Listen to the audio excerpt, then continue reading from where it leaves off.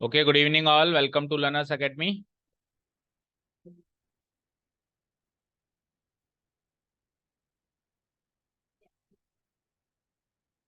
Okay, as you wish. Good afternoon. आपकी तो हो गई दोपहर, आप तो नींद निकाले आए ना। अरे मयंक, तो फिर आपके लिए तो गुड इवनिंग हो गई ना। बोलो। 1 second.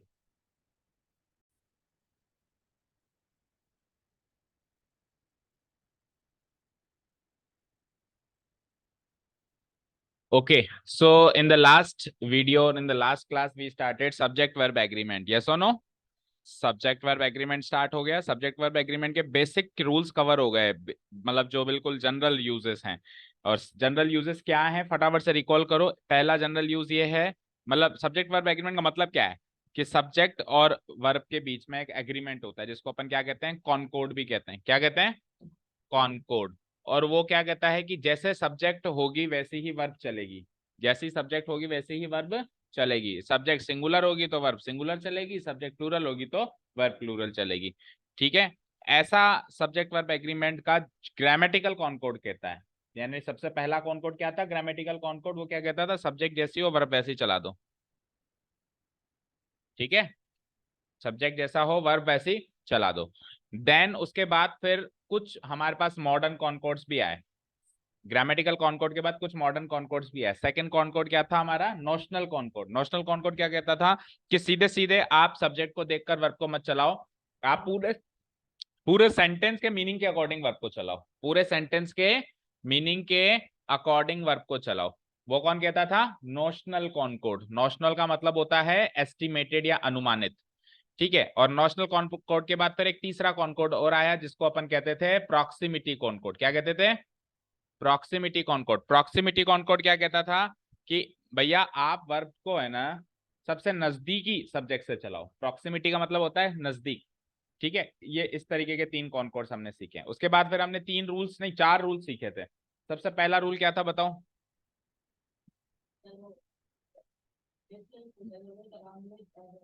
Besides, with, along with, together with, as well as besides. अगर इन पांच कनेक्टर से दो सब्जेक्ट कनेक्टेड हैं तो हमारा मेन सब्जेक्ट पहला वाला है, उस हम पहले वाले से चलाएंगे, दूसरे वाले से वर्ब को नहीं चलाएंगे। सेकेंड रूल क्या था? और ईच एवरी इसके बाद आएगा। नाइदर नॉर, आइदर और, नॉट ओनली बट ऑल्सो। इन तीन कनेक्टर्स में हम क्या करेंगे, वर्ब को बाद वाले से चलाएंगे। उसमें पहले वाले से चला रहे थे, इसमें बाद वाले से चलाएंगे। यानी कि बाद वाला मेन सब्जेक्ट है, प्राइमरी सब्जेक्ट बाद वाला है, और जो पहले वाला है वो सेकेंडरी सब्जेक्ट है, उससे वर्ब को नहीं चलाना है अपने को। ठीक है। Okay, and the third rule was each every either neither. केवल अकेले में ये है, देखो आइदर और नाइदर नॉर कॉम्बिनेशन में है तब तो अपने को रूल नंबर 2 फॉलो करना है, जिसमें क्या है कि हमको बाद वाले से सब्जेक्ट को चलाना, वर्ब को चलाना है। लेकिन ईच एवरी आइदर नाइदर अकेले में है, इनके साथ में कॉम्बिनेशन में कुछ भी नहीं है, तब अपने को एक ही रूल फॉलो करना है, हमेशा वर्ब सिंगुलर चलानी है, हमेशा वर्ब सिंगुलर ही चलानी है। एक आखिरी रूल और सीखा था कि अगर दो सब्जेक्ट्स एंड से कनेक्टेड हैं, किससे, तो जनरली अपन क्या करेंगे, वर्ब प्लूरल लगाएंगे हमेशा। पर वो एंड से जुड़ने वाले सब्जेक्ट्स ऐसे नहीं होने चाहिए जिनको अलग ही ना किया जा सके। मतलब इनको अलग कर रहे हैं तो रूल ही, मतलब मीनिंग ही टूट रहा है, जिनकी सार्थकता खत्म हो रही है अलग करने से। अगर वो अलग करने से उनकी सार्थकता टूट रही है तो फिर उनको एक ही यूनिट मानेंगे और उसके हिसाब से वर्ब सिंगुलर चलाएंगे।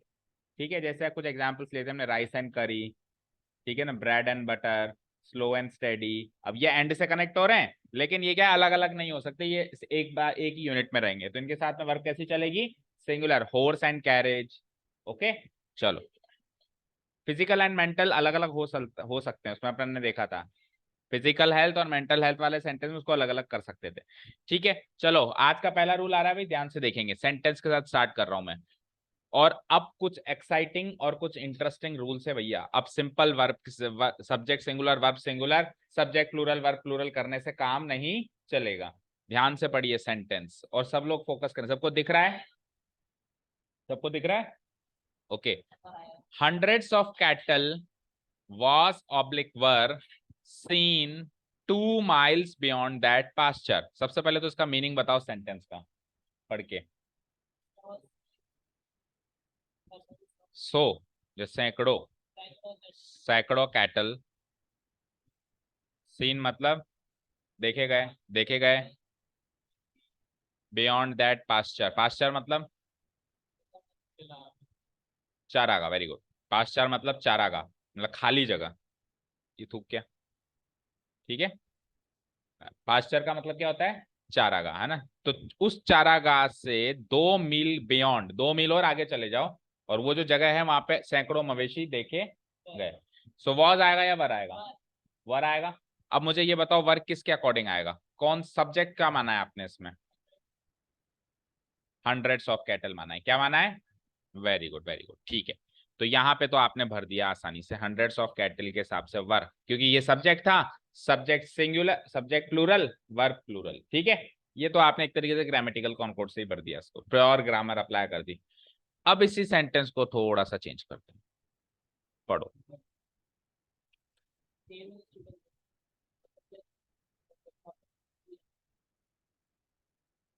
2 miles बियॉन्ड दैट पास्चर, आज भी मेरा सवाल वही है, वॉज या वर सीन, और अब हंड्रेड्स ऑफ कैटल को मैं बाद में कह रहा हूं। पहले तो आप है ना सेंटेंस को स्ट्रक्चर में तोड़ते हैं अपन, है ना, तोड़े। देखो यहाँ पे ये था सब्जेक्ट, था, ये थी मेरी वर्ब यहां से लेके यहां तक, और ये एक्शन कहाँ पे हुआ, उस पास्चर से 2 मील की दूरी पर, तो ये था मेरा एडवर्ब। तो subject plus verb plus adverb वाले स्ट्रक्चर में है ये सेंटेंस, है या नहीं है। अब आपने वर्ब को तो अपनी जगह बनाए रखा, और आपने क्या करा, एडवर्ब और सब्जेक्ट की पोजीशन कर the exchange, right. 2 miles beyond that pass, यानी एक्शन होने की जगह पहले बता दी, एक्शन होने की जगह पहले बता दी, एक्शन क्या हुआ वो बाद में बताया, और एक्शन किससे के रेफरेंस में हुआ, कौन था सब्जेक्ट वहां पे जिसके लिए ये एक्शन हुआ, वो सब्जेक्ट आप बाद में बता रहे हो। सो कुछ भी नहीं है, पहले स्ट्रक्चर में तोड़ने से हमको ये पता चल रहा है कि एडवर्ब और सब्जेक्ट एक्सचेंज हो रहे हैं, क्या हो रहे हैं, एक्सचेंज हो रहे हैं, सब्जेक्ट एडवर्ब की जगह बैठ रहा है, एडवर्ब सब्जेक्ट की जगह बैठ रहा है। यस, मैं भी वही पूछने वाला था। पहला सवाल, क्या हम ऐसा कर सकते हैं क्या कि सब्जेक्ट को एडवर्ब की जगह बिठा दें एंड एडवर्ब को सब्जेक्ट की जगह बिठा दें। The answer is yes. अगर हमको किसी सेंटेंस में एडवर्ब को फोकस करना होता है तो हम वो जगह पहले बता देते हैं, एडवर्ब पहले बता देते हैं, ठीक है ना, लेकिन वो एडवर्ब प्लेस का ही होना चाहिए। वो एडवर्ब ऐसा नहीं टाइम वाला उसको पहले लगा दो, या ऐसा नहीं मैनर वाला उसको पहले लगा दो, नहीं कर सकते। केवल और केवल हम एडवर्ब उसके उसमें फिर वो कॉमा लगेगा, वो फ्रेज ही अलग होगा, ठीक है ना, बिफोर 3 months कॉमा। सेंटेंस के on going, on the go जब अपन कनेक्ट करते हैं जैसे subject plus verb plus adverb, तो अपन एडवर्ब को पहले वो बिठा देते हैं, तो वो एडवर्ब जो पहले बिठाया है वो प्लेस का होना चाहिए, कैसा होना चाहिए, प्लेस का होना चाहिए। तो 2 miles beyond that pasture adverb of place से पहले बिठा दिया, वर्ब अपनी जगह पे टिकी हुई है, सब्जेक्ट को लास्ट में कर दिया। तो पहला काम, पहली चीज ऐसा कर सकते हैं क्या, यस कर सकते हैं। अब दूसरी चीज, अगर कर दिया तो पहले तो सब्जेक्ट के हिसाब से चला रहे थे आप वर्ब को, यानी इसके हिसाब से, अब किसके हिसाब से चलाओ, सोच के बताना आराम से, सब्जेक्ट के हिसाब से मतलब बाद वाले के साथ, 2 मील्स के हिसाब से चलाओगे, कौन कह रहा है, 2 माइल्स के हिसाब से चलाओगे, शैली आप 2 माइल्स के साथ चलाओगे या हंड्रेड्स ऑफ कैटल के साथ,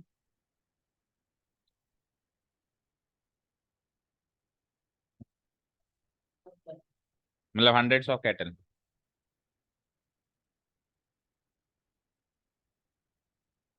hundreds of cattle.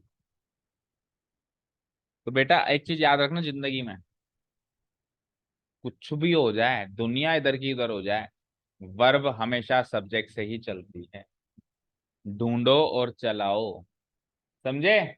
English grammar में कुछ भी हो जाए, उसका सब्जेक्ट कहीं खो जाए, तो आपका काम है ढूंढना है और चलाना है, ठीक है। सो मोरल ऑफ द स्टोरी, अगर किसी सेंटेंस में एडवर्ब का जिक्र पहले कर दिया गया और सब्जेक्ट का जिक्र बाद में कर दिया गया, तो आपको एडवर्ब से वर्ब नहीं चलानी है, आपको सब्जेक्ट से ही वर्ब चलानी है, चाहे से वो वर्ब के लेफ्ट साइड में बैठा हो, चाहे से वो वर्ब के राइट साइड में बैठा हो। हंड्रेड्स ऑफ कैटल के हिसाब से अभी भी वर ही आएगा और पहले भी वर ही आया था। ऐसा मत कर देना कि पास्चर के हिसाब से वॉस भर दो, ऐसी कोई सेंटेंस नहीं होती जिसमें सब्जेक्ट ना होता हो। सब्जेक्ट और वर्ब किसी हर एक सेंटेंस की सबसे बेसिक नेसेसिटी होती है। आप ऑब्जेक्ट गायब कर सकते हो, सब्जेक्ट नहीं गायब कर सकते हो। सेंटेंस का स्ट्रक्चर क्या होता है? Subject plus verb plus object. आप अकर्मक क्रिया के लिए ऑब्जेक्ट गायब कर सकते हो, लेकिन अकर्तामक क्रिया नहीं होती जिसमें कर्ता ही गायब हो गया। इसमें तो आपने इसको हाईलाइट कर रखा है। हाँ, वैसे तो तुम मीन्स के साथ ही तो लगाएंगे ना बाहर। नहीं लगाएंगे ना, वही तो कह रहा हूं। सब्जेक्ट कौन है? देखा किसको गया? पास्चर को या कैटल को? एक्शन क्या है? एक्शन क्या है? देखा गया। एक्शन क्या है? देखा गया। किसे? पास्चर को या कैटल को? कैटल को। एक्टिव पैसिव में तो सब्जेक्ट ऑब्जेक्ट एक्सचेंज होते हैं। एक्टिव पैसिव में सब्जेक्ट ऑब्जेक्ट एक्सचेंज होते हैं, यहां पे सब्जेक्ट एडवर्ब एक्सचेंज हो रहा है। समझे क्या? जब सब्जेक्ट ऑब्जेक्ट एक्सचेंज होते हैं तब वो ऑब्जेक्ट सब्जेक्ट बन जाता है, उस केस में तो उसी से चलाया जाता है। समझे फर्क है दोनों में? देखो, एक्टिव पैसिव हमारा नेक्स्ट चैप्टर ही है, उसमें तो क्या होता है? Subject becomes object, object becomes subject. उसमें ऐसा नहीं होता है कि सब्जेक्ट राइट साइड में बैठा है, ऐसा नहीं होता। उसमें ऐसा होता है कि सब्जेक्ट ऑब्जेक्ट बन गया और ऑब्जेक्ट सब्जेक्ट बन गया, तो अब जो इधर बैठा है वही सब्जेक्ट है, इसलिए उससे चलाते हैं। इसमें ये बन थोड़ा ना गया, ये तो आज भी जगह की जानकारी है ना। तो जगह की जानकारी सब्जेक्ट नहीं होती, एडवर्ब होता है। जगह की जानकारी, टाइम की जानकारी और मैनर की जानकारी, टाइम प्लेस मैनर की जानकारी देने वाला जो एक्सप्रेशन होता है उसको हम एडवर्ब कहते हैं। एडवर्ब कभी भी सब्जेक्ट नहीं चला, वर्ब नहीं चलाता। ओके, रूल क्लोज करूं? एक सेंटेंस दे दूं, सेलेक्ट करोगे सब लोग? ओके, सो पहले तो रूल पढ़ो। देखो, हमको अगर दो स्ट्रक्चर मिले, subject plus verb plus adverb या फिर adverb plus verb plus subject, दोनों में से कोई भी स्ट्रक्चर मिले, इन दोनों ही स्ट्रक्चर्स में वर्ब सब्जेक्ट के अनुसार ही फिक्स होगी, चाहे दुनिया इधर से उधर हो जाए। ओके फाइन, ठीक है, चलो अब सुनिए, पढ़ो और निकालो। Under a tree, under a tree was sleeping two workers या were sleeping two workers। आराम से सोच समझ ठंडे दिमाग से बोलो। वर, शैली, मौलिक। अब देखो, इतना नहीं सोचना, बहुत मतलब शॉर्टकट ट्रिक मान लो उसको। एक्शन क्या हो रहा है ये बताओ मुझे तो। सोना। कौन सो रहा है, पेड़ या वर्कर? तो एक्शन करने वाला सब्जेक्ट होता है, दैट मीन्स ये है सब्जेक्ट, वो रखा बाद में गया है। इससे बड़ी कोई ट्रिक नहीं है, सबसे पहले एक्शन पकड़ो। एक्शन क्या हो रहा है? सोना। कौन सो रहा है? पेड़ सो रहा है। पेड़ सो रहा है क्या? तो ये सब्जेक्ट नहीं है। कौन सो रहा है? वर्कर्स सो रहे हैं, दैट मीन सब्जेक्ट ये है, रखे बाद में गया है। अंडर ए ट्री तो जगह बता रहे हो, कहां सो रहा है, कहां सो रहे हैं वर्कर्स? पेड़ के नीचे, वो तो जगह है, तो वो है adverb. This is adverb, this is verb, यहां से लेके यहां तक verb, and this is my subject. तो सब्जेक्ट के अकॉर्डिंग चलाऊंगा मैं, ट्री के हिसाब से वॉस ना भर के मैं वर्कर्स के हिसाब से, दो वर्कर्स के हिसाब से वर्ब भरूंगा। क्लियर है क्या? खत्म करो रूल को, चलो नेक्स्ट रूल पे। आज अपन करीब 5 से 6 रूल्स कवर करेंगे, छोटे छोटे, जैसे इतना सा रूल था नहीं, इतने इतने से रूल 5-6 कवर करेंगे, मतलब आज की क्लास और इससे अगली क्लास में चैप्टर खत्म करना है अपने को। ओके, इससे बड़ा चैप्टर नहीं है। हाँ, एक और कर लो उसका फटाफट से। Outside the hotel is a bar या आर ए बार? अब इसमें तो आप कुछ भी भरो वैसे भी जाएगा, क्योंकि होटल भी सिंगल है, बार भी सिंगल है ना। तो कई बार ऐसे, मतलब ये तो एक तरीके से कच्ची गोड़ी टाइप सेंटेंस आ गए। इससे भरता कोई गलत भी करेगा तो भी इजी भरेगा होटल से भर देगा तो भी इजी भरेगा ना। पर एक्चुअली इसमें आउटसाइड द होटल तो क्या है? एक जगह की जानकारी है, वहां पर होटल के बाहर एक बार है, तो आप किसके होने की जानकारी दे रहे हो? बार नहीं समझते, जहां पे दारू पिया जाता है, शराब पी जाती है, ठीक है ना। बियर बार नहीं सुना आपने? बियर बार सुना ही नहीं है, ऐसा तो हो नहीं रहा। ठेका, तो तूने ठेका सुन लिया लेकिन बार नहीं सुना। वो तो ठेका तो उल्टा और ज्यादा वैसा वाला वर्ड है, चीप वर्ड है। बार तो फिर भी थोड़ा स्टैंडर्ड वर्ड है। हाँ, सब पता है इसको। ये तो ऐसे बिहेव कर रहा है, आज ही उतरा है एलियन बन के पृथ्वी पे। हाँ जी, मतलब है ना, जो गाना गाना नहीं जाता उसको ये भी नहीं पता है कि गिटार क्या होता है। ये क्या बात है, मैं पीता ही नहीं हूँ, हम कह रहे हैं तू पीता है, तू कॉफी पिएगा भी नहीं, पिएगा तो जूते खाएगा।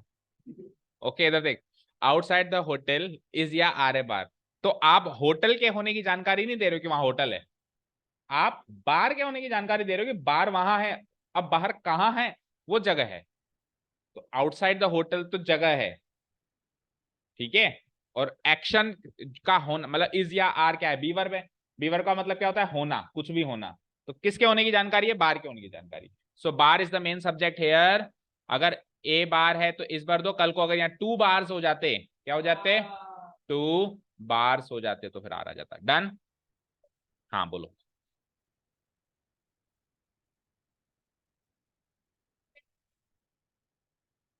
यस। ओके ऑब्वियसली, यहाँ पे प्लूरल है, यहाँ पे प्लूरल है, यहाँ पे सिंगुलर है, तो प्लूरल के अकॉर्डिंग, प्लूरल के अकॉर्डिंग सब। इस इन दोनों स्ट्रक्चर में वर्ब सब्जेक्ट के अनुसार फिक्स होगी। ऐसा नहीं कह दिया मैंने प्लूरल आएगी या सिंगुलर आएगी, प्लूरल भी आ सकती है, सिंगुलर भी आ सकती है, सब्जेक्ट चेक करना है। ठीक है, अगला सेंटेंस पढ़िए, आज का दूसरा rule. That he is a doctor is या आर सर्टेन। सर्टेन मतलब,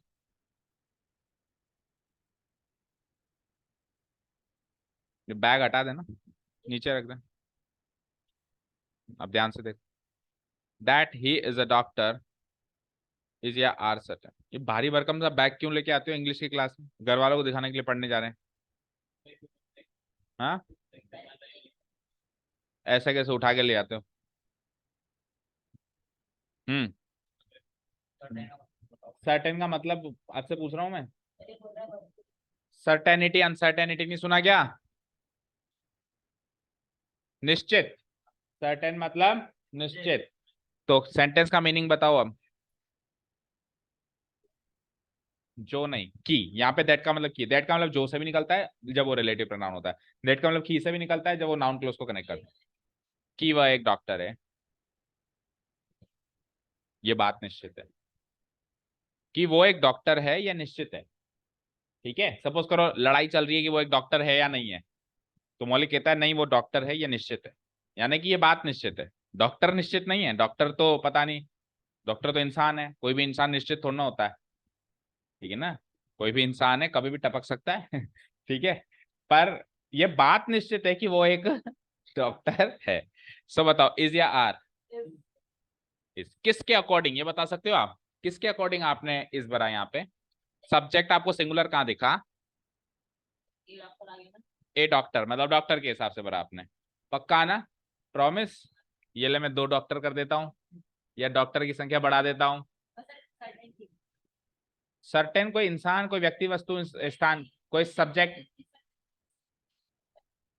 चलो इन शॉर्ट अब second sentence, that they are all doctors is certain या आर सर्टेन। तो अब वो वाले सेंटेंस नहीं है भैया कि बॉय के साथ इस भर दो, बॉयज के साथ आर भर दो। अब कुछ तूफानी कर रहे हो आप जिंदगी का, कुछ असली मजा ले रहे हो। That they are all doctors are, पिलाऊं? That they are all doctors are certain, ऐसा मयंक का कहना है। मयंक का साथी है कोई? हम्म। नहीं। हाँ, बोल सक्षम। यस सर मतलब आर आना है, आर आना चाहिए। ओके, मयंक एंड सक्षम कह रहे हैं आर आना चाहिए, इधर से बोलो girls. Are, are is. Kritika are क्यों, किसके हिसाब से? किसके हिसाब से? दे के हिसाब से, दे के हिसाब से आर। ठीक है, मौलिक आप बताओ।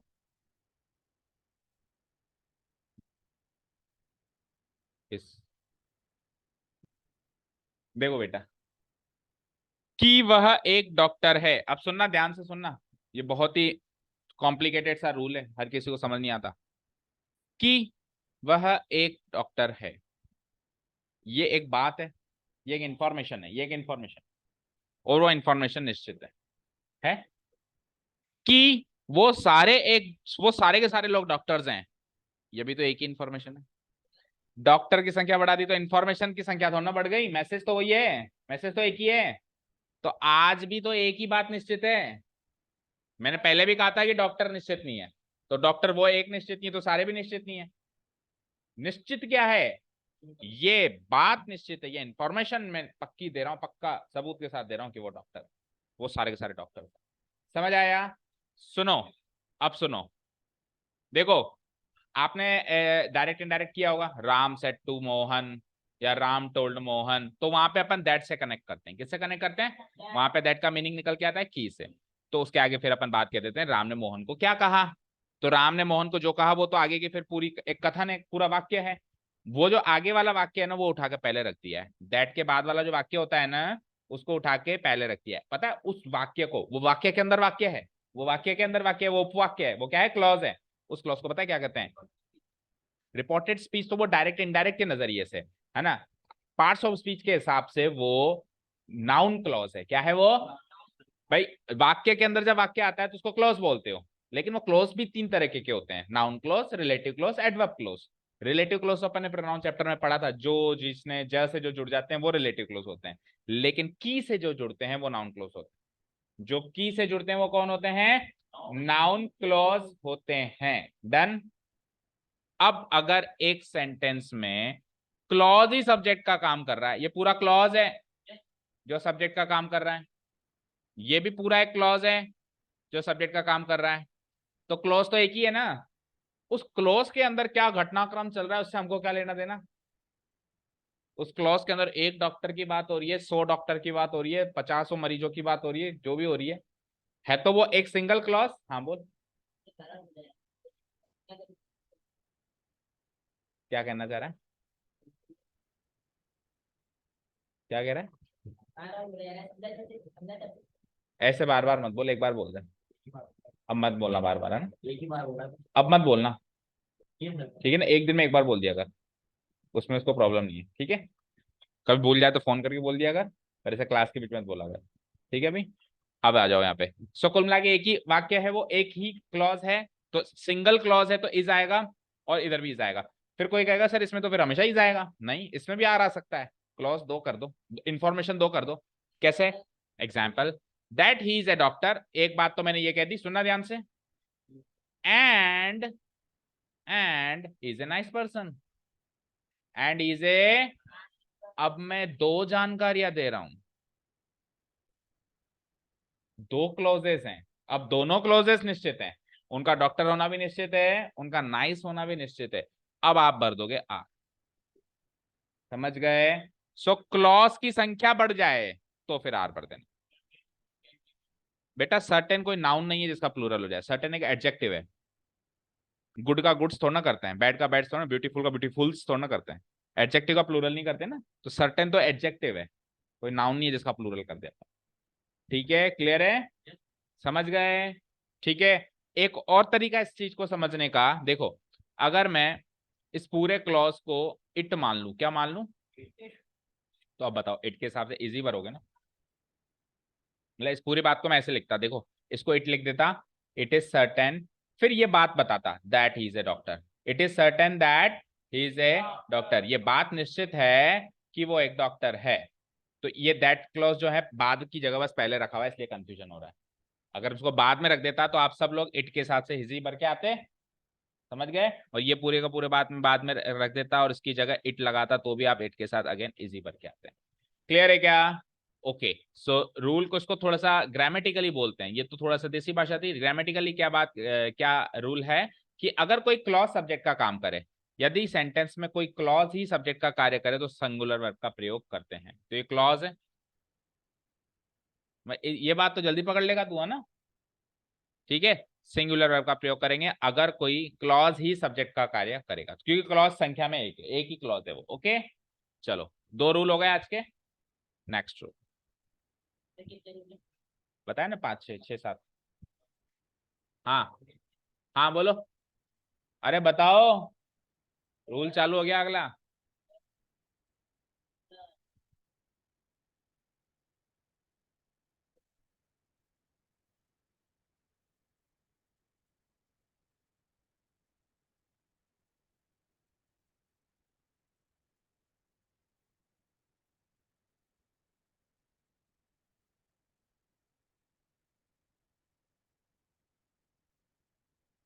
इज कृतिका, आर, शैली।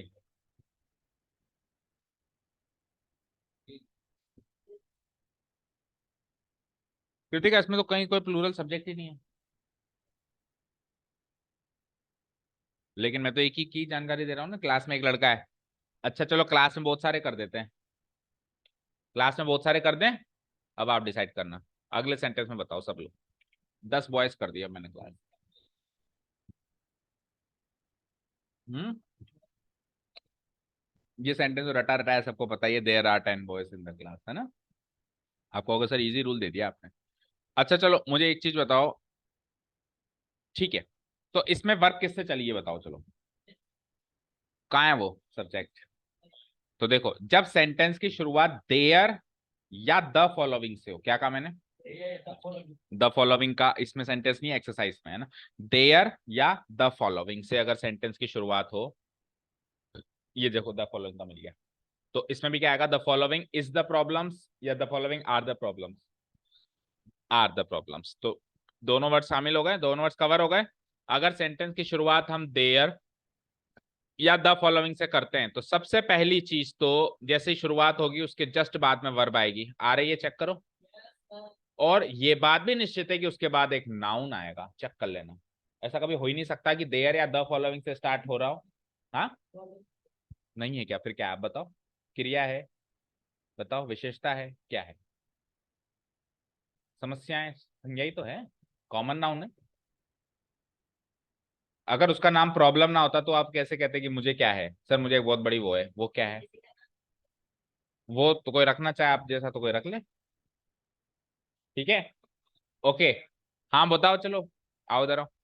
सो देयर या द फॉलोइंग के बाद जब भी आएगा, अगर शुरुआत हो जाए तो वर्ब आएगी हैंड टू हैंड, और वर्ब के बाद एक नाउन आएगा और उस नाउन से इस वर्ब को चलाना होगा।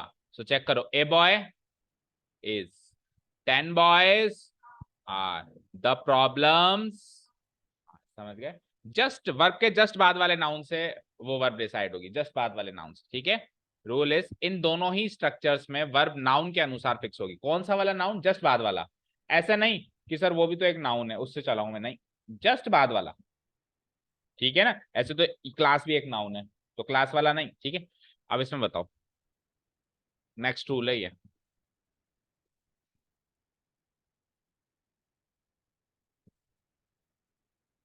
is obscene. ऑप्सीन का मतलब होता है गंदी या घिनौनी, घृणित।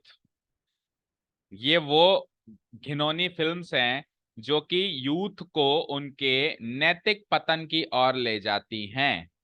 मॉरल यानी नैतिक, डिग्रेडेशन यानी पतन, पतन मतलब गिरावट, मतलब उनकी नैतिकता में गिरावट आती है इन फिल्म्स को देखने से।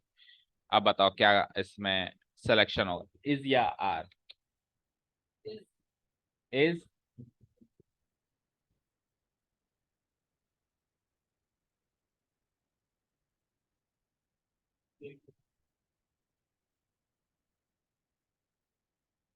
मैं ऐसे क्यों, अच्छा इस किसके हिसाब से, किसके हिसाब से इस वरा, ऐसे मत बोलना, चर्चित के हिसाब से।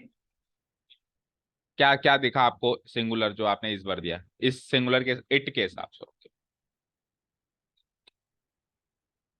इधर तो आप इनके हिसाब से भर रहे हो, इधर तो आप इनके हिसाब से भर रहे हो, तो इनके बाद भी तो नाउन है ना, ऑप्शन फिल्म्स, ये नाउन नहीं है, ऑप्शन,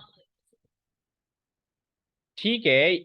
अगर मैं कह दूं कि दिस बॉय, तो मैं ऐसे तो ना कहूंगा कि यहाँ पे प्रोनाउन ही है, बॉय भी तो है ना आखिरी में, उस बॉय, बी वर्ब के बाद कभी ऑब्जेक्ट नहीं आता, याद रखना, कॉम्प्लीमेंट आता है। कॉम्प्लीमेंट है। तो कॉम्प्लीमेंट किसका है, इसका ही तो है, सोच ले, चलो और सोच ले, इज या आर। बी वर्ब के बाद में कभी भी ऑब्जेक्ट नहीं आता, वो एक इंटेंसिव वर्ब है, उसके बाद में हमेशा क्या आता है, कॉम्प्लीमेंट आता है, क्या आता है, और वो कॉम्प्लीमेंट भी किसका होता है पता है, सब्जेक्ट का होता है, और वो कॉम्प्लीमेंट प्लूरल फॉर्म में है। क्या, पहला तो इट आ गया, सब्जेक्ट है मतलब, ये तो ये वर्ब है, ये कॉम्प्लीमेंट है। अब बता, इट इज ही आएगा।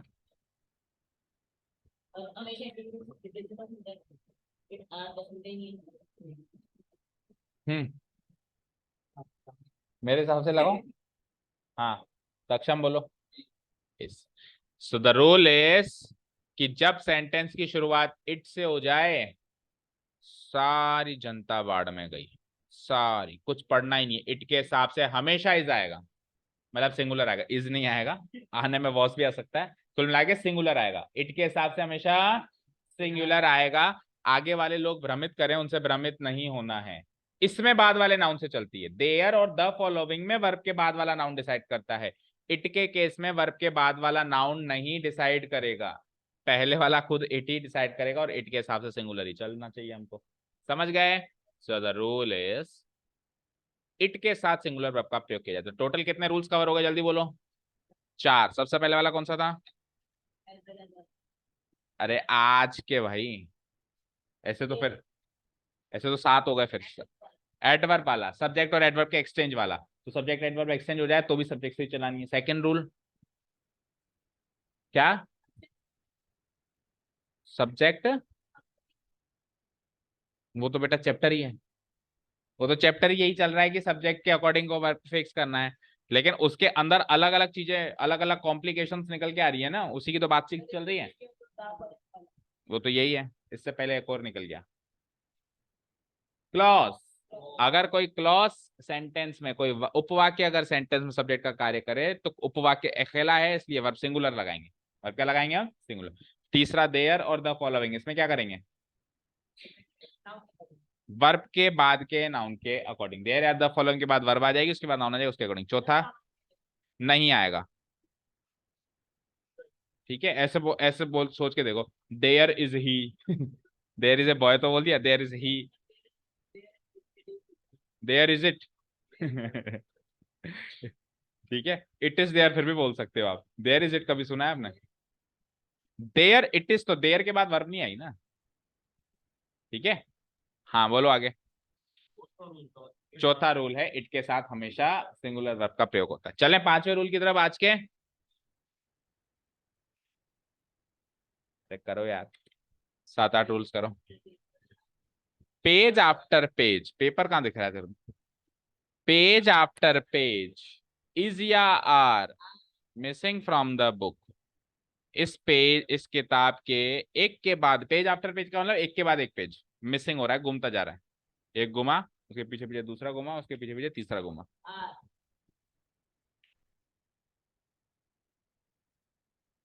हम्म।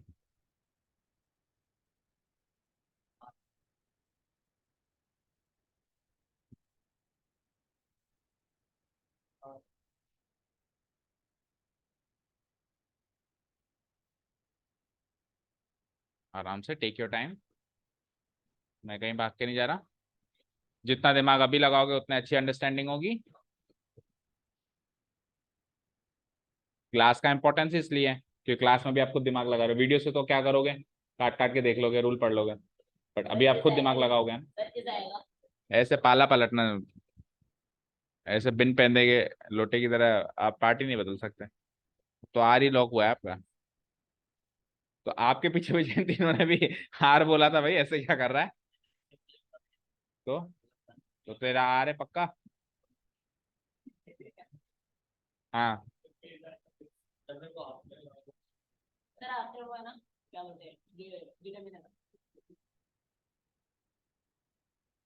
आफ्टर डिटरमिनर कब है? आफ्टर तो एडवर्ब के लिए यूज करते हैं वैसे तो हम, लेकिन यहाँ पे पेज आफ्टर पेज एक पूरा एक्सप्रेशन है। ओके। हाँ, इजी कहा था आपने, तो इज। गरिमा आपने नहीं कहा इज। हाँ। अच्छा, थोड़ा सा चेंज करता हूं अब।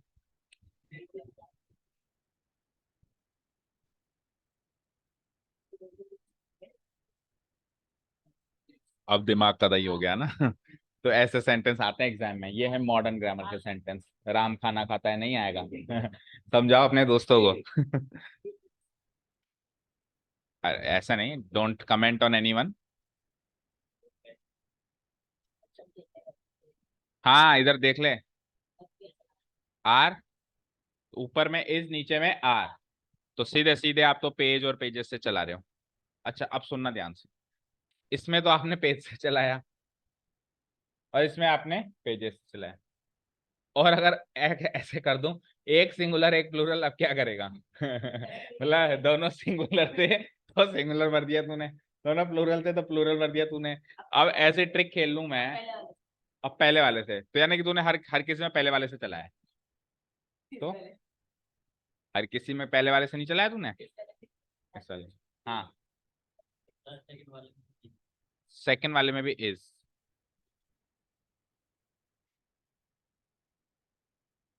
दो सेंटेंस और, एंड उसके बाद फिर पर्दाफाश करेंगे इस रूल का। विलेज आफ्टर विलेज और विलेजेस आफ्टर विलेजेस, एक के बाद एक गांव हैज या have been swept away. Sweep, sweep की second third form and second form होती है स्वेप्ट। स्वीप यानी कि बह जाना, ठीक है ना, सफाया हो जाना। सीप आने का मतलब क्या होता है? सफाई करना है ना, सफाया हो जाना। तो एक के बाद एक गांव का सफाया हो गया। मान लो बाढ़ आ गई तो बह गए सारे गांव, मत बजा। गांव एक के बाद एक गांव बाढ़ के अंदर बह गए या सफाया हो गया उनका एक तरीके से। तो बताओ क्या आएगा? हैज बीन स्वेप्ट अवे या रिस्पेक्टिवली? अच्छा, ऊपर वाले में हैज, नीचे वाले में हैव, यानी कि ऊपर पेज वाला ही रूल फॉलो करेगा तू तो। दोनों में हैज। गरिमा कॉपी पेस्ट कर दी तो अब सबसे पहले तेरे से पूछूंगा मैं। दोनों में या नीचे वाले में है? हाँ, हैज हैव।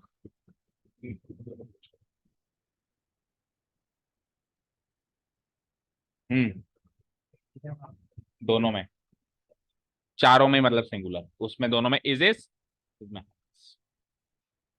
अब सुनिए, सबसे पहली चीज तो, क्योंकि देखो एग्जाम में तो कुछ भी रूल बन के आ सकता है ना। अभी मैं आपसे वर्ब भरवा रहा हूँ, जरूरी है कि एग्जाम में भी वो भी वर्ब भी भरवा है? वो वर्ब भर के पीछे वाली चीज भरवा ले।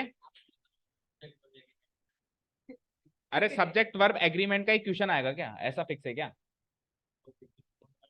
ठीक है, तो उस टॉपिक के बाहर कहीं और किसी और टॉपिक में इंप्रूव द सेंटेंस, सीधा सीधा क्वेश्चन है, ठीक है। और एनसीईआरटी का आप पुराना सैंपल पेपर उठा लो, मुझे नहीं लगता है कि ऐसे टॉपिक का नाम देके देगा कि सब्जेक्ट वर्ब एग्रीमेंट का टॉपिक है, नहीं। क्वेश्चन पता है कैसे आएगा? Improve the given sentence, improve करो इनको, या फिल इन द ब्लैंक्स, ठीक है। ऐसा सेंटेंस आता है, या कॉमन एरर निकालो, ऐसे सेंटेंस आते हैं। समझ गए ना? आपको टॉपिक का नाम नहीं देगा कि ये 8वें चैप्टर का है, ये 6ठे चैप्टर का है, ये 5वें। मेरे हिसाब से सीबीएसई बोर्ड वाले तो नहीं देते हैं, बाकी आप देख लेना एक बार सैंपल। चलो एनीवेज, हम तो बुरी से बुरी सिचुएशन के लिए रेडी रहे, हमको नहीं पता है ना। अब इधर आओ, सबसे पहली चीज तो इसमें से चार में से दो सेंटेंस सही है, दो गलत है। भरना तो दूसरी बात है, भरना तो अगली बात है। हाँ, चार में से दो सेंटेंस सही है, दो गलत है। तो अब आप बताओ चारों में से कौन से दो सही है? पेज आफ्टर पेज वाला सही माना जाएगा, आगे भरने तो दूसरी बात है, अगली बात है, उसको तो भूल जाओ। अब तो आप में, अब तो सवाल इस बात पे आ गया कि पेज आफ्टर पेज होता है या पेजेस आफ्टर पेजेस होता है? पेजेस आफ्टर पेजेस या page after page? Page after page, page after, pages after pages, page.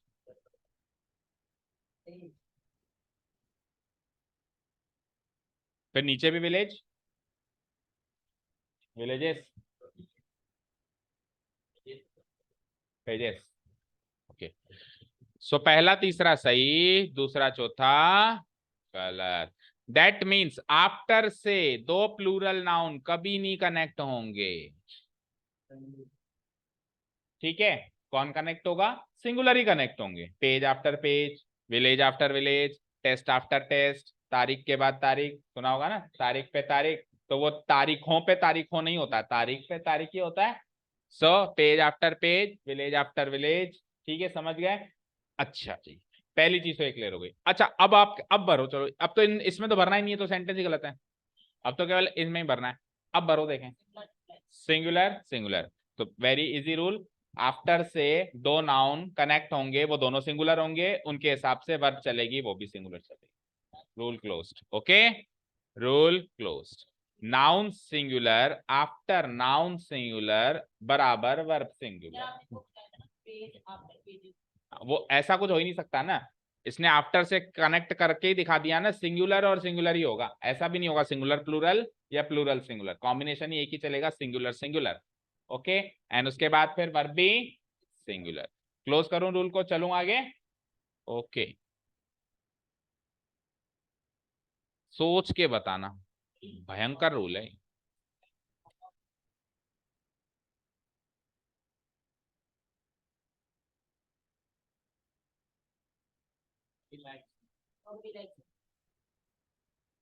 Accept इस फ्रेंड्स का क्या करूं, अचार डालूं? मतलब सेंटेंस का मीनिंग बताओ। हम्म, उसको कोई भी पसंद नहीं करता, मतलब उसके फ्रेंड्स एक्सेप्ट, मतलब उसके अलावा, के फ्रेंड्स के अलावा उसे कोई पसंद नहीं करता। बिल्कुल तेरे पे लागू हो रहा है सेंटेंस। तेरे दोस्त लोग ये नहीं तेरे को सिर पे चढ़ा के बैठे हैं, हाँ, बाकी और कोई तेरे को पसंद नहीं करता, करता है क्या? ओके, तो लाइक्स या लाइक? अच्छा, ये तो पता है ना कि इन दोनों में से सिंगुलर कौन सा है, बता मैन। लाइक सिंगुलर, ये तो पता है ना, क्योंकि वो पार्ट एंड पार्सल टेंस का है कि लाइक्स और लाइक में सिंगुलर कौन सा है, प्लूरल कौन सा है, ये सीख टेंस में दे चुके हैं हम, ठीक है ना। वर्ब में भी दे चुके हैं और टेंस में भी दे चुके हैं, दोनों में दे चुके हैं, है ना। अभी मुद्दा ये चल रहा है कि ये लाइक्स या लाइक भरा किससे जाए, ठीक है ना, अभी मुद्दा क्या चल रहा है। ठीक है, सो आप क्या भरोगे इसमें मैन? लाइक यानी प्लूरल भरोगे। प्लूरल किसके साथ जाओगे, प्लूरल कौन सा यहाँ पे सब्जेक्ट दिखा? फ्रेंड्स। ओके, आप बोलो। लाइक प्लूरल, लाइक, लाइक, तो लाइक वाला अकेला ही। अब सुनो, ये चीज तो मैं आपको मैथ्स में भी बता चुका हूँ, शायद आपने मैथ्स से कनेक्ट कर लिया हो, है ना, मैथ्स वाली रूल को कॉपी पेस्ट किया। जब दो कॉमा के बीच में किसी चीज को पैक कर दिया जाए तो उसको भूल कर, उसको छोड़कर अब सेंटेंस पढ़ा जाता है।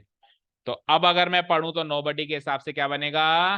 लाइक, ठीक है। डिस्ट्रीब्यूटिव प्रोनाउन, इंडेफिनिट प्रोनाउन, दो प्रोनाउन सीखे थे अपन ने, nobody, nothing, everybody, everything, somebody, something, इन सब में सिंगुलर वर्ब आती है, इन सब में क्या आता है? सिंगुलर है, तो नोबडी के हिसाब से क्या?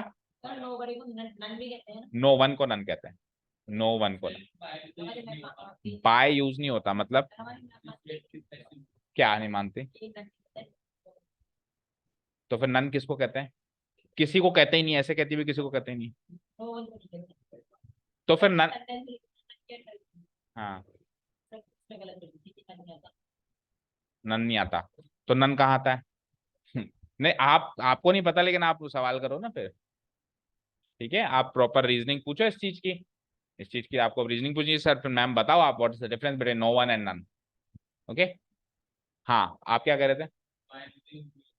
बाय क्या कहना चाह रहे हो? बाय तो प्रीपोजिशन है, मतलब बाय प्रीपोजिशन इसमें यूज नहीं होता, किसके साथ? नोबडी के साथ बाय प्रीपोजिशन यूज करूंगा भी क्यों मैं? पैसिव में, ओके, एक्टिव पैसिव को तो अभी तो रख दे साइड में, ठीक है। अब बहुत सारी चीजें उससे पहले पढ़ने के लिए, बहुत सारी चीजें उससे पढ़ने, ठीक है, चलो इधर आओ। हाँ, अभी सेंटेंस को थोड़ा सा मॉडिफाई करने जा रहा हूँ, अभी कहानी खत्म नहीं हुई है, ये लो पढ़िए, पढ़िए।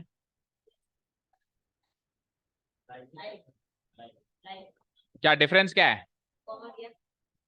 तो कॉमा की कीमत तुम क्या जानो बच्चों, जानी? एक कॉमा है ना, बहुत कुछ बदल देता है। आपने एक हिंदी का बहुत ही प्रचलित सेंटेंस है, हमारे जमाने से चल रहा है, शायद आपके आप तक पहुंचा नहीं पहुंचा, आपने वो सेंटेंस सुना है? रुको, कॉमा, मत जाने दो। और फिर ये कॉमा अगर मैं रुको से हटा के मत पे लगा दूं, रुको मत, कॉमा, जाने दो। सुना है? लिख के बताता हूं, रुको मत जाने दो, रुको मत जाने दो। अब देखो, अगर मैं कॉमा को यहां लगाता हूं, कहा? यहां, दैट मीन्स आप रुको, उसको मत जाने दो, यानी उसको रुकना है वहीं पे ही। और अगर मैं कॉमा की प्लेसमेंट यहां ना करके यहां प्लेसिंग कर दूं, रुको मत, अब तुम जाओ। नहीं, तो कॉमा, कॉमा रिटन लैंग्वेज का एक्सप्रेशन है, ओरल लैंग्वेज में हमको पॉज मारना होता है, क्या करना होता है? पॉज, जैसे रुको मत जाने दो, तो रुको पे पॉज है ना, रुको पे कॉमा है, रुको मत, अब मत पे पॉज है, जाने दो, समझ गए? अच्छा, जा के बाद कॉमा लगाया था, ओके। चलो, तो इधर आओ, कॉमा हटते ही क्या फर्क पड़ा, ध्यान से सुनना।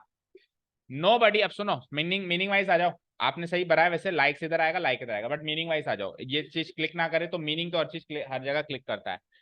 Nobody except his friends likes him। तो जब मैं कॉमा लगाता हूं, तब मैं ऐसे कहना चाह रहा हूं कि फ्रेंड्स के अलावा कोई भी ऐसा व्यक्ति नहीं है जो उसे पसंद करता है। तो मैं क्या करूंगा, एक्सेप्ट इस फ्रेंड्स को अलग पढ़ूंगा, फ्रेंड्स के अलावा कोई उसे पसंद नहीं करता है। अब मैं करता है बोलूंगा, करते हैं बोलूंगा, करता है। फ्रेंड्स के अलावा को मैं अलग पढ़ूंगा, फ्रेंड्स के अलावा कोई उसे पसंद नहीं करता है। ठीक है, अब इधर आओ, nobody except is friends like, कोई उसे पसंद नहीं करता है बजाय के उसके फ्रेंड्स जो उसे पसंद करते हैं। अब फोकस इस चीज पे हो रहा है कि उसके फ्रेंड्स उसको पसंद करते हैं। समझ गए? क्लियर है बात? मीनिंग वही निकल के आ रहा है, लेकिन उस वाली बात पे मीनिंग, फोकस उस बात पे हो रहा है कि कोई उसे पसंद नहीं करता है, और इस वाली बात पे फोकस इस पे हो रहा है कि उसके फ्रेंड्स ही हैं जो उसे पसंद करते हैं। तो फ्रेंड्स तो करते हैं आएगा ना, कोई नहीं है बजाय के उसके फ्रेंड्स जो उसे पसंद करते हैं। समझ गए? क्लियर है? ठीक है, सो कॉनकॉर्ड बताओ, पहले वाले में कौन सा कॉनकॉर्ड लगाया आपने? कॉनकॉर्ड, 3 कॉनकॉर्ड में से नोशनल कॉनकॉर्ड मीनिंग के अकॉर्डिंग, और इसमें प्रॉक्सिमिटी, नियरनेस टैकल, यानी कॉमा लग जाए तो आप आइडिया के अकॉर्डिंग पहले वाले को पकड़ोगे मीनिंग के अकॉर्डिंग, और कॉमा हट जाए तो अब आप नजदीकी को पकड़ोगे प्रॉक्सिमिटी के साथ। ठीक है, ओके, चलें अगले रूल पे। Notional concord, proximity concord.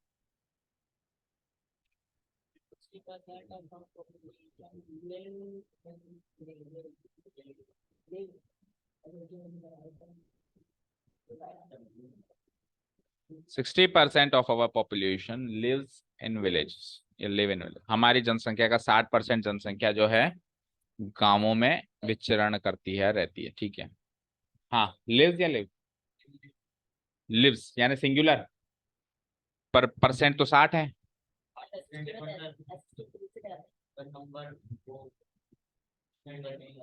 अच्छा, अगर मैं 1% कर दूं,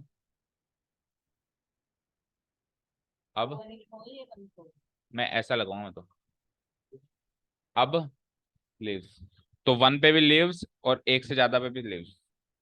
ठीक है, दूसरा सेंटेंस, फिर दोनों को एक साथ बताते हैं। 1 in 10 टेक्स ड्रग्स या टेक ड्रग्स। 10 में से हर एक व्यक्ति, हर 10 में से एक व्यक्ति ड्रग्स लेता है। वही तो सोचना है, वही बता दूंगा तो फिर आपके लिए क्या बचा है? वही तो सोचना है कि लेता है आएगा या लेते हैं आएगा। टेक, टेक, अच्छा जी, टेक। और इसमें बढ़ा दूं, जैसे उसमें तो 60 का 1 करके बताया मैंने, दोनों चीजें सूचना, उसमें प्लूरल का सिंगुलर करके बताया और इसमें सिंगुलर का प्लूरल कर दूं, सब में सोच के बताना, क्योंकि हमेशा 1 in 10 थोड़ा ना कहेगा, कभी 2 in 10 भी कह देगा, कभी 3 in 10 भी कर देगा, तो पूरा एज ए रूल सीखना पड़ेगा ना अपने को। तो 1 in 10 में आपने कहा था टेक्स, है ना, ये टेक, टेक, और 2 in 10 में, तो जब आपने सिंगुलर में ही प्लूरल किया था तो प्लूरल में तो प्लूरल करना ही है। बोलो क्या है फाइनल कंक्लूजन, अंतिम जवाब बताइए, बोलो करीमा। टेक्स 1 के केस में या 2 के केस में, और 1 के केस में, 1 के केस में प्लूरल, टेक प्लूरल है बेटा, ये तो पता है ना आपको। इन दोनों में से प्लूरल कौन सा है? टेक, और सिंगुलर कौन सा है? टेक्स। लास्ट क्लास में थे हम?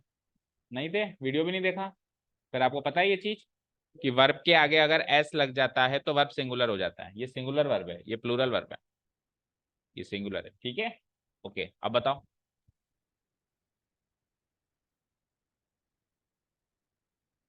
भाई 1 के साथ टेक्स एंड 2 के साथ, ओके, सो प्योर ग्रामर लगाइए भाई शैली ने, 1 के साथ टेक्स, 2 के साथ टेक, और उधर भी ऐसी कोई प्योर ग्रामर लगाना चाहोगे 60% या 1% आ जाए तो, या वहां फिक्स रूल फॉलो करना चाहोगे? फिक्स रूल में सिंगुलर रखना चाहोगे या प्लूरल?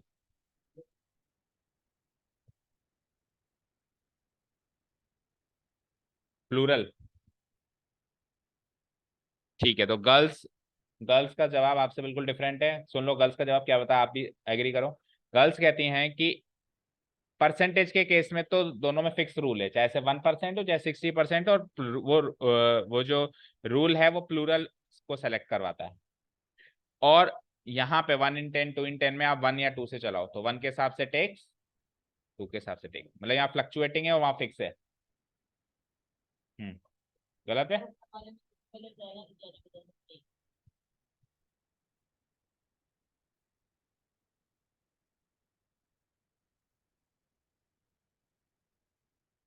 अच्छा, आप ये चीज तो एग्री करोगे कि सेंटेंस जो यूज हो रहे हैं, रूल डिफरेंट सुनाई लग रहे होंगे आपको, लेकिन जो सेंटेंस यूज हो रहे हैं वो आपके डे टू डे लाइफ के ही हैं। मतलब ऐसे सेंटेंस आपको आपकी बुक में एसएसटी में लिखे हुए या साइंस में लिखे हुए ऐसे मिल जाएंगे। सो ऐसे ही आते हैं, मतलब आपके बुक से उठाए हुए ऐसे ही सेंटेंस ही आते हैं हमेशा। हाँ क्या? Okay, current disclose rule percentage के हिसाब से हमेशा सिंगुलर और रेशियो के हिसाब से हमेशा प्लूरल। फिर चाहे से रेशियो 1 में 10 हो या 2 में 10 हो या 3 में 10 हो या 4 में 10 हो, और प्रतिशत चाहे से 60 हो चाहे से 100 हो चाहे से 1 हो, हमेशा सिंगुलर। याद रहेगा। देखो, ग्रामेटिकल कॉन्सेप्ट्स का हम प्रूफ नहीं करने बैठे हैं यहाँ पे। ग्रामर का प्रूफ नहीं होता, ग्रामर का इवोल्यूशन होता है। इवोल्यूशन समझते हो? इवॉल्व होना, तो वो लैंग्वेज समय के साथ इवॉल्व हुई, तो उसके लिए फिर अपने को 100 200 साल पहले जाना पड़ेगा कि पहली बार ऐसा किसने बोला। फिर वो वहां से इवॉल्व होके आया लैंग्वेज, ठीक है ना। तो लैंग्वेज का प्रूफ नहीं होता, तो लैंग्वेज का इवोल्यूशन होता है, ठीक है। अभी मैं कहूँ उसको बॉटल क्यों कहें सर, प्रूफ बताओ, तो किसी ना कभी किसी न किसी लॉजिक से कह दिया होगा बॉटल, नाम पड़ गया बॉटल, ठीक है ना। ओके। हिंदी में बोतल, तय कुत्ता कर दे। ठीक है, बोतल। आ जाओ। हाँ जी, आज का लास्ट रूल, और ये रूल पढ़ चुके हो आप तो आपको मुश्किल नहीं आनी चाहिए। रिलेटिव प्रोनाउन वाले उसमें पढ़ा था हमने, है ना, कि who which that relative pronoun. Relative pronoun ये है या नहीं उसका पता कैसे चलेगा, क्योंकि दैट अभी एक बार पहले भी आया था, तो आप कंफ्यूज ना हो जाओ। वहां पे दैट का मीनिंग था की, यहाँ पे दैट का मीनिंग होगा जो, जिसने। यानी who which that relative pronoun तब बनेंगे जब इनका अर्थ ज से निकल के आए, जो, जिसने, जिसको, जिससे, ऐसे अर्थ निकल के आए। और उसके डायरेक्ट बाद अगर वर्ब आ जाए, सिंपल सा रूल, ज्यादा डिटेल में नहीं जाऊंगा क्योंकि प्रोनाउन में डिटेल में, काफी डिटेल में सीखा था अपन ने, रिलेटिव प्रोनाउन सीखा था। सो अभी ऊपर ऊपर से देखेंगे, अभी अपन सब्जेक्ट वर्ब एग्रीमेंट के नजरिए से देखेंगे। अगर who which that 3 he relative pronoun होते हैं, इनके जस्ट बाद में वर्ब आए, जस्ट बाद आनी चाहिए, जस्ट बाद, तो जस्ट पहले वाले एंटीसीडेंट से उसको डिसाइड कर देना, मजे में रहना। समझ गए? 3 सेंटेंस दे रहा हूं फटाफट से। रिलेटिव प्रोनाउन के बाद में आने वाली वर्ब उससे पहले आने वाले एंटीसीडेंट के अनुसार फिक्स होती है। रूल समझ आया?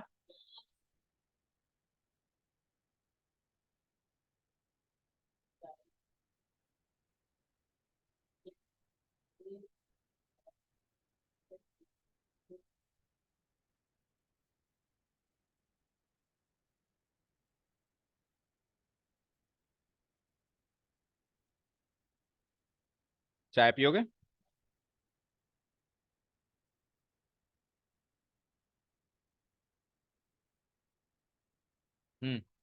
पीनी है आप में से किसी को? नो? पीते हो? पीते ही नहीं हो? इतने अच्छे बच्चे हो, सही में कोई नहीं पीता चाय? कॉफी? कॉफी भी नहीं पीते? हाँ, दोनों पीते हो ना, आप असली इंसान हो। आप कॉफी पीते हो, पीनी है? आप सक्षम क्या पीते हो? कॉफी पीते हो, पीनी है?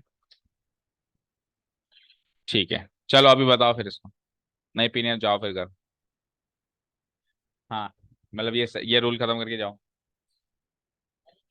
बता दिया। देखो, हु आ रहा है रिलेटिव प्रोनाउन बीच में, who relative pronoun, who relative pronoun, who, उसके जस्ट बाद में वर्ब सेलेक्ट करनी है, उसके जस्ट बाद में वर्ब सेलेक्ट करनी है, उसके जस्ट वर्ब, इससे पहले वाला एंटीसीडेंट को पकड़ लो, पकड़ लिया। आई, आई के हिसाब से इज एम आर में से क्या भरा जाएगा? आई के हिसाब से इज आता है बेटा, आई के हिसाब से एम आता है, आई के हिसाब से क्या आता है? एम। यू के हिसाब से क्या आता है? आर। ही के हिसाब से क्या आता है? इज। वो मैं हूं, वो मैं हूं जिस पर ब्लेम होना चाहिए, वो तुम हो जिस पर ब्लेम होना चाहिए, वो है, कोई थर्ड पर्सन है जिस पर ब्लेम, ब्लेम यानी कि इल्जाम होना चाहिए। समझ गए? तो ये तो बेसिक रूल समझ गए। अब बस इस रूल के 1 2 3 जो है एडवांस सेंटेंस इसी रूल के, ठीक है ना, रूल चेंज नहीं कर रहा, इसी रूल के एडवांस 3 सेंटेंस। हाँ जी आइए, वो भी बता चुके हैं रिलेटिव प्रोनाउन में, वो पूरा ये कॉन्सेप्ट ही बता चुके हैं, लेकिन अभी क्योंकि सब्जेक्ट वर्ब एग्रीमेंट है तो रिवाइज हो रहा है, रिपीट हो रहा है। This is one of the greatest events that has happened this year, yeah, that have happened this year.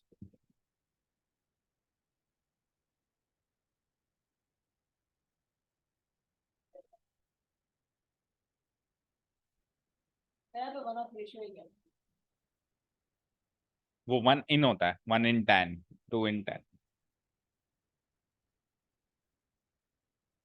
have। अच्छा सेंटेंस का मीनिंग बताना मयंक। एक ऐसा इवेंट था, बड़ा इवेंट जो कि कहीं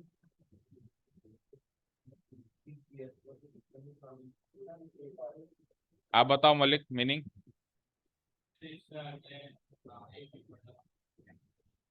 एक ही बड़ा इवेंट हुआ है और नहीं हुआ है? नहीं गलत, कृतिका बोलना। एक ही हुआ है, बस यही हुआ है।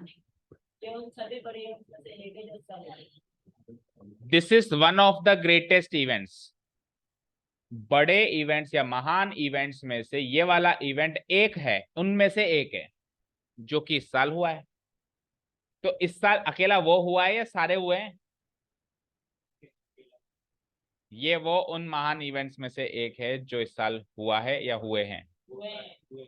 सारे हुए हैं या अकेला यही हुआ है? सारे हुए, ठीक है। सो यहाँ पे ग्रेटेस्ट इवेंट्स मेरा मेन एंटीसीडेंट बनेगा, और इवेंट्स प्लूरल है, प्लूरल के हिसाब से प्लूरल भरा जाएगा। एक और, Ram is one of those boys who was absent या वर एब्सेंट यस्टरडे। राम उन लड़कों में से एक है जो कल एब्सेंट था या थे, यानी कि राम अकेला एब्सेंट था या वो सारे लड़के एब्सेंट थे? दोनों थे, नहीं सारे थे, सारे थे।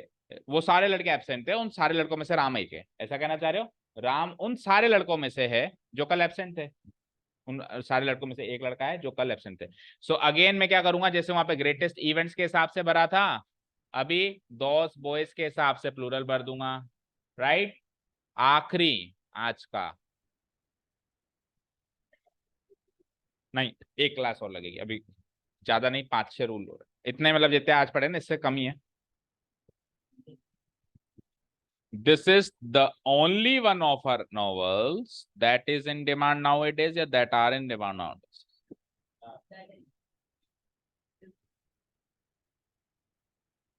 हाँ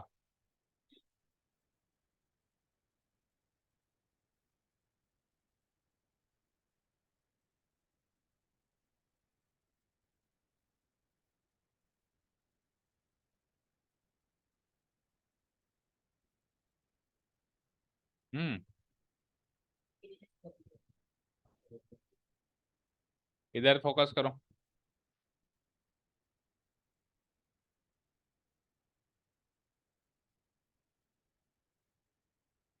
आर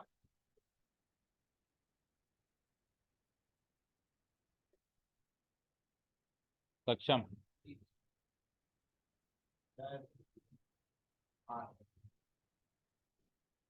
मैंग आर किसके हिसाब से? इस वाला कौन था? इस किसके हिसाब से?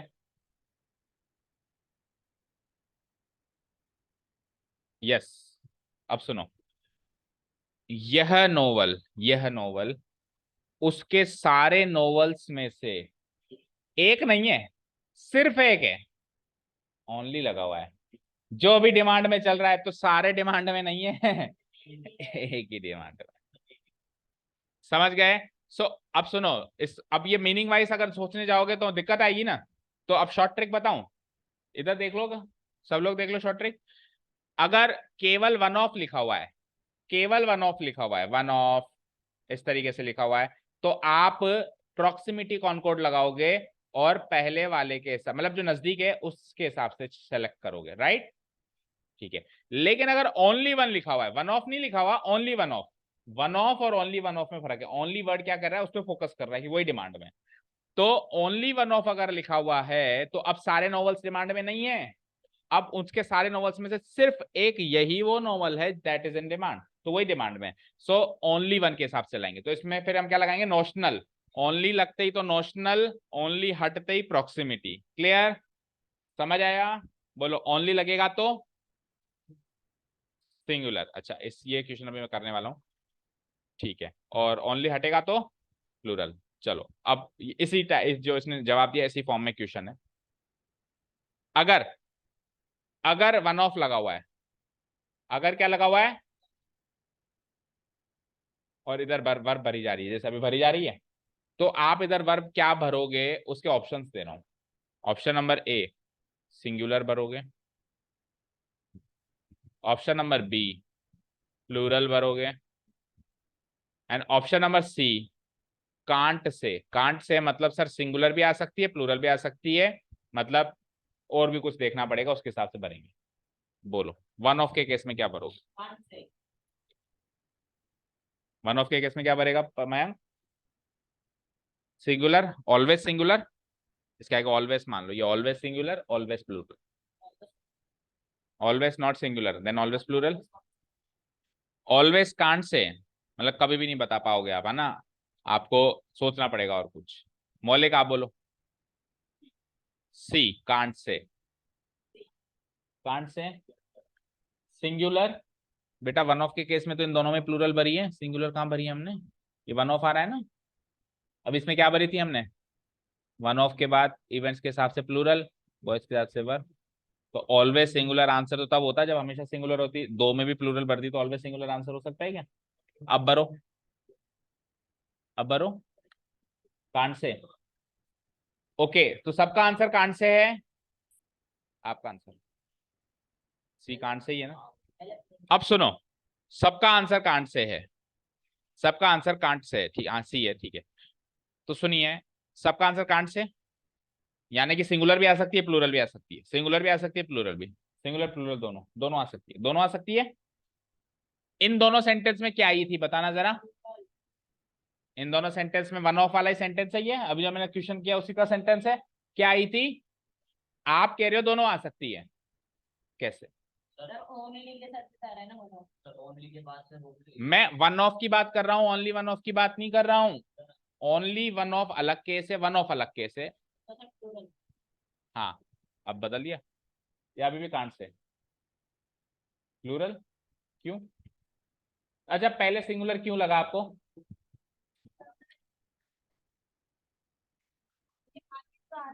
हाँ, उसके अकॉर्डिंग, यस सही कहा आपने। तो उसके अकॉर्डिंग क्या करोगे आप, प्लूरल भरोगे सिंगुलर भरोगे, क्या भरोगे? आगे जो आएगा वैसे भरेगी कृतिका, आप वैसे भरोगे। आगे क्या आएगा?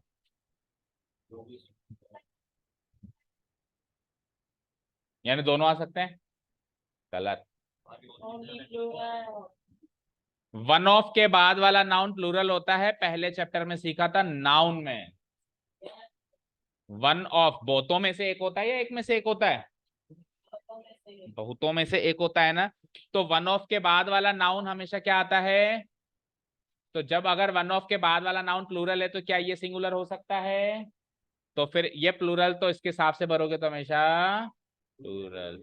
सो option number B was the right answer, plural, and can't say was the wrong answer. ठीक है, अब वही क्वेश्चन ओनली वन के लिए, वही क्वेश्चन ओनली वन के लिए। अगर आपके क्वेश्चन वन ऑफ का ना हो के ओनली वन ऑफ का है, किसका है?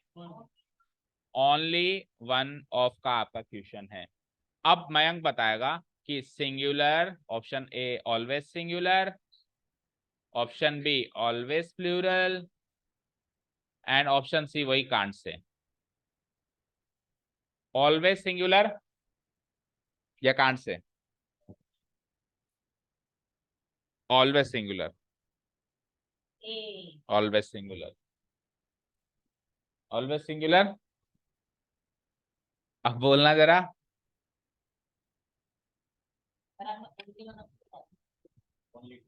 मेरी बात सुनो, ओनली वन ऑफ का मतलब है ओनली वाले टर्म्स, ओनली वाले एक्सप्रेशंस। आपको ऐसे कहना चाहिए था इसका आंसर कि सर इस केस में, अब सुनना ध्यान से, आप अब करेक्ट आंसर, बिल्कुल पूरा रूल डिस्क्लोज कर रहा हूं मैं। जब केवल वन ऑफ आता है तब वर्ब इससे चलती है, पास वाले से चलती है, और पास वाला कभी सिंगुलर जिंदगी में नहीं होना, क्योंकि वन ऑफ के बाद हमेशा प्लूरल आता है, इस कारण से हमेशा प्लूरल। पहले वाले का एक्सप्लेनेशन था, दूसरे वाले का एक्सप्लेनेशन। सर वन ऑफ की जगह अगर ओनली वन ऑफ आ जाए तो अब पास वाले से ना चल के दूर वाले से चलेगी। उस पे तो ऑब्जेक्शन था, भैया तू सिंगुलर नहीं होगा, इस पे कोई ऑब्जेक्शन है क्या? ये तो only one, only two, only three, only four कुछ भी हो जाएगा। उसके नॉवेल्स में तो दो निकाल के दे दो जो रिमांड में, एक ही क्यों देते हो? सो अब आंसर आएगा कांट से। अब आपको उसको चेक करना है, अगर वो ओनली वन है तो सिंगुलर, अगर वो ओनली टू हो जाए तो। लेकिन वन ऑफ के केस में आप आंख बंद करो और प्लूरल टिक करो, ओनली के केस में चेक करो। समझ गए क्या? Yes, sir. क्लियर है? Total rule complete. ठीक है, तो आज के लिए काफी है। तो कितने रूल पढ़े आज अपन ने? 6, 6:30, 6:30 तो बज गए होंगे। कितने बजे हैं? 5:24। ठीक है, चलो। Thank you so much for listening to us, have a nice. हाँ तू ही बोल रहा, कीप लर्निंग एंड बाय। अगला रूल बड़ा तीखा आने वाला है, देखो। हाँ।